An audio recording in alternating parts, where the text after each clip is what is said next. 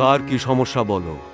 বাবা, আমি অনেক অ্যালোপ্যাথিক দেখিয়েছি, কিন্তু আমার কোলেস্টেরল, সুগার, গ্যাস, বুক জ্বালায় ভুগছি।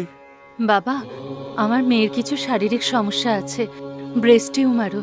সেই জন্য আমি আমার মেয়ের বিয়ে কিছুতেই দিতে পারছি না। আচ্ছা, বাবা, বউকে সুখ দিতে পারছি না, একটা সন্তানও নেই, মানসিক অবসাদে ভুগছি।